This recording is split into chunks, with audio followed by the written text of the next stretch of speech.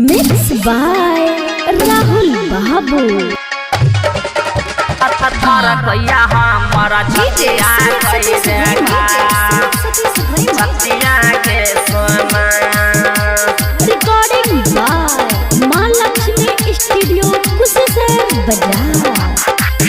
हाँ फेरोई छी करा बटिया तोरा याद में काटन रतिया गई रेखा तोरा याद में काटन रतिया गई रेखा।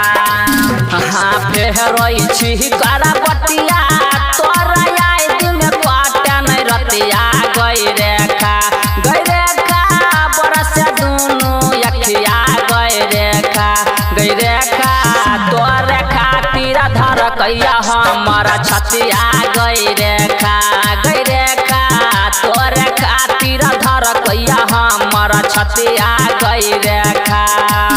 हाँ फेर छी करबटिया तोरे याद में कटन रतिया गे सोना बरस दोनों अखिया गे सोना तोरे याद में धर कहू हमर सीना गे सोना तोरे याद में धर कहू हमर छतिया गे सोना तोरे खातिर धर कैया हमर छतिया गई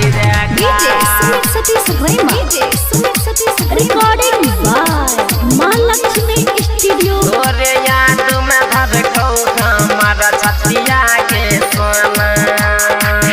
हाँ जिंदगी में काबू नहीं करबे केकरो से प्यार गे सातो जहनम के सपना भेलै बेकार गे हाँ जिंदगी में काबू नहीं करबे केकरो से प्यार गे सातो जन्म के सपना भेलै बेकार गे। जीवो चाहे मरबो तोरा याद में धैलौ खटिया गई रेखा गे सोना बरस दोनों अखिया गे सोना तोरे चलते धर कहू हमारा छतिया गे सोना गई रेखा तोरे खातिर धर कैया हमारा छतिया गई रेखा तोरे खातिर धर कैया हमारा छतिया गई रेखा। मिक्स बाय राहुल बाबू। तोरे चलते धर कहू हमारा छतिया गे।